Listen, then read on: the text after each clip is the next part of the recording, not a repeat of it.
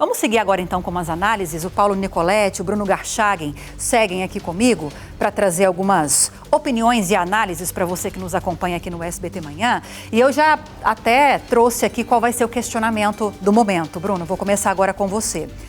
Houve então, segundo a defesa, essa confirmação de que o ex-presidente Jair Bolsonaro vai acompanhar esse julgamento de casa. E a justificativa da defesa são as condições debilitadas de saúde do ex-presidente. E aí a gente tem algumas análises a respeito disso. Há aqueles que dizem que se ele participasse presencialmente, mesmo estando com a saúde debilitada, demonstraria uma força política. Outros dizem que não. Diante da situação dele, pouco importa se ele vai estar presencialmente ou não acompanhando esse julgamento. Para você, tem peso político essa presença física ou não lá no STF do ex-presidente? Um peso político para influenciar o julgamento, não. Nesse sentido,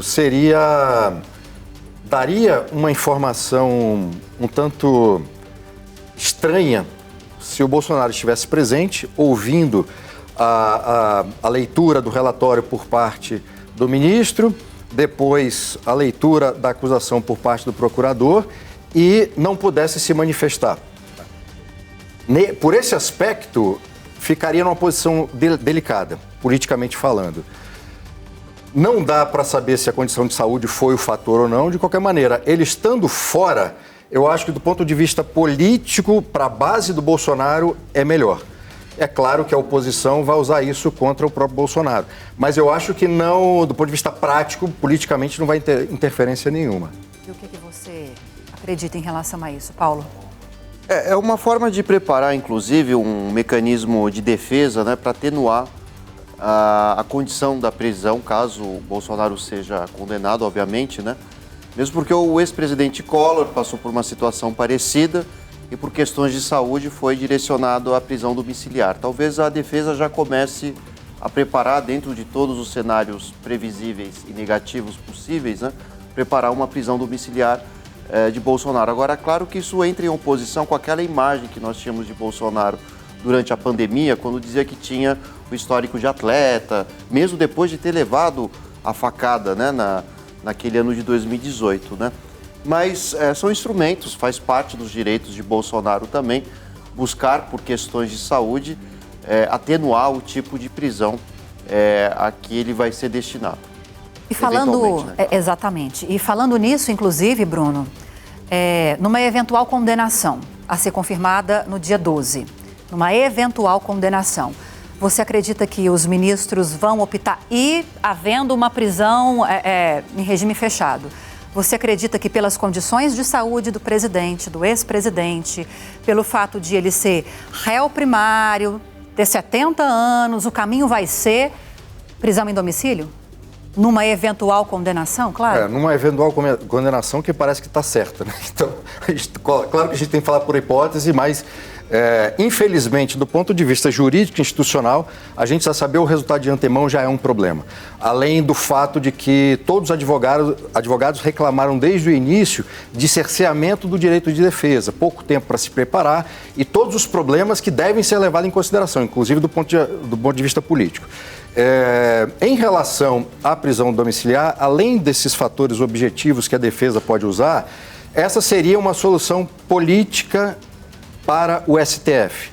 Ou seja, o STF, além do próprio fato de condenar previamente e depois, do ponto de vista oficial, o ex-presidente, talvez uma solução política para não criar ainda mais problemas e uma reação contra o STF seria optar pela prisão domiciliar do que encarcerar o ex-presidente numa prisão comum.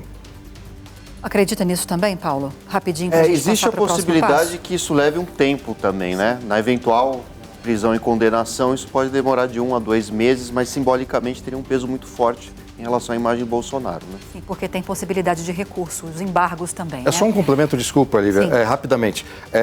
Foi o que o Paulo falou. Uma vez que haja a condenação, os réus não serão presos imediatamente. E dependendo da divergência do Fux em relação ao tipo penal, a dosimetria e tudo mais, os advogados de defesa podem, inclusive, entrar com embargo infringente. E aí a coisa se arrasta por mais tempo. Sim, sim. A gente está focando muito no ex-presidente Jair Bolsonaro porque, além de ser um ex-presidente, ele figura como o principal réu dessa ação por suspeita de tentativa de golpe. Mas são 8 os réus que fazem parte desse chamado núcleo 1, que é o núcleo crucial dessa suspeita de golpe. Deixa eu mostrar para vocês, inclusive, uma arte em que a gente mostra quem são essas pessoas. Além do ex-presidente Jair Bolsonaro, nós temos também Alexandre Ramagem. Vou vir aqui para o telão, inclusive, que fica mais fácil para mostrar aqui para você que nos acompanha. Que é ex-diretor da ABIN. Temos também Almir Garnier, que era representante da Marinha, ex-comandante da Marinha. Temos ainda Anderson Torres. Se vocês conseguirem colocar aqui mais uma vez, pode deixar por um tempo que eu vou apresentar todos aqui para quem me acompanha. Anderson Torres, também, ex-ministro da Justiça do governo de Jair Bolsonaro, também foi secretário de Segurança Pública do Distrito Federal e, inclusive, durante os ataques de 8 de janeiro de 2023. Temos ainda o ex-ministro do Gabinete de Segurança Institucional, o general Augusto Heleno. Temos o delator nesse processo, ex-ajudante de ordens do ex-presidente Jair Bolsonaro, Mauro Cid, tenente-coronel do Exército também.